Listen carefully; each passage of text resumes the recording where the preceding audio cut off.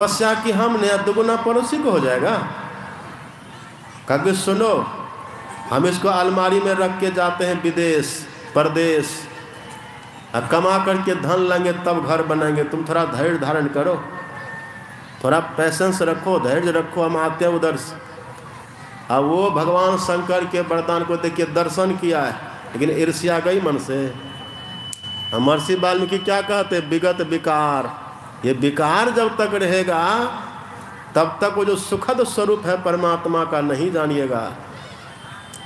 घंटा को रख दिया, चला गया कमाने के लिए दूसरे प्रांत में, दूसरे देश में चला गया। उधर बैल की तरह खटा 6 महीना साल भर, यहाँ पत्नी बेचारी परेशान, बच्चे के पालन पोषण में, अपना घर द्वार देखने में परेशान।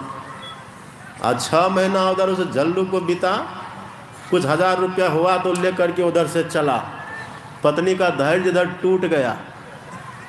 एक लोहार को बुलवा करके अलमारी का ताला तोड़वा देती है, घंटा निकलवा लिया। अब पति ने तो सब बात कहिए दी थी। घंटा लिया, आंगन में खड़ी होकर के घंटा को बजाती है, कहते हे भगवान शंकर ऐसी कृपा करिए कि मेरा घर बन जाए। ये घंटा दिया चोट घंटा पर, अपना दरवाजे पर खूब बढ़िया मकान बन करके तैयार हो गया। अब पूरे गांव में सबके दरवाजे पर 2-2 मकान बन गया। डबल होने की बात थी ना। हे भगवान शंकर ऐसी कृपा करना हमारे दरवाजे पर एक मीठा जल वाला कुआं भी हो जाए। दिया घंटा पर चोट, कुआं भी हो गया।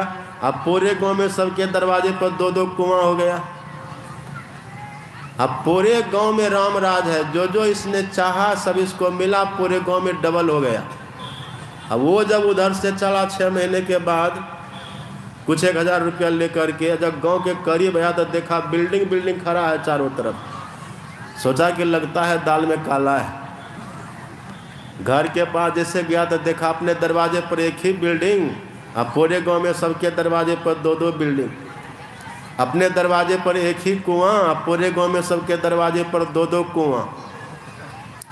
इतने में उधर से पत्नी आती है, ये पूछता है करे बजा दिया? पत्नी कहती है बजा दिया। का चौपट कर दिया। मेहनत हम किए थे, तुम सबको इतना लाभ दे रही है। लाओ घंटा कहाँ है? घंटा उसने लिया और दरवाजे पर खड़ा हो गया, कहता हे भगवान शंकर ऐसी कृपा करिए मेरा एक हाथ कट जाए। उसका हाथ कटा, अब पूरे गांव में सबका दोनों हाथ कट गया। अब दर्शन किसका किया था? अब विरोध किसका करता था? सत्संग का विरोध करके जो दर्शन किया है, परिणाम देखिए क्या होता है। इस संबंध में बड़ी बड़ी कथा है पुराणों में, सब सुनेंगे तो फिर आप परेशान हो जाएंगे सोच करके। तो एक कथा हम आपको ये नमूना के रूप में सुना रहे हैं। तब भी व्यक्ति को संतोष नहीं हुआ, फिर घंटा लिया, कहता हे भगवान ऐसी कृपा करिए मेरी एक आंख भी फूटे। अब मार दिया घंटा पर चोट, एक आंख उसकी फूटे, अब पूरे गांव के दोनों आंख फूट गई। अब पूरे गांव में सब सूरदास और सब अपाहिज। अब तब भी व्यक्ति को संतोष नहीं हुआ, फिर लिया घंटा, हे भगवान शंकर ऐसी कृपा करना मेरे दरवाजे पर जो कुआं है वो नढ़ा हो जाए। नढ़ा समझते ना आप?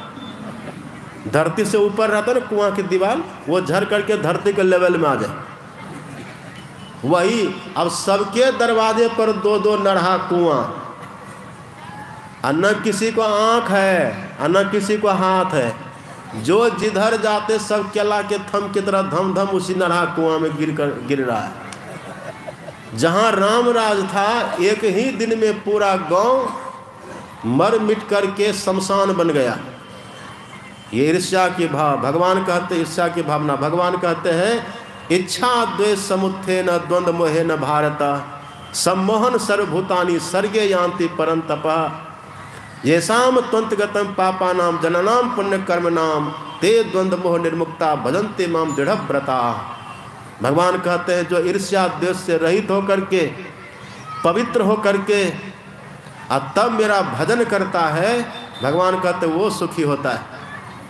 ये पात्रता आपको मिलेगी सत्संग। वही महर्षि वाल्मीकि ने कहा चिदानंदमय देह तुम्हारी विगत विकार जान अधिकारी। बस अब खत्म कर रहे हैं।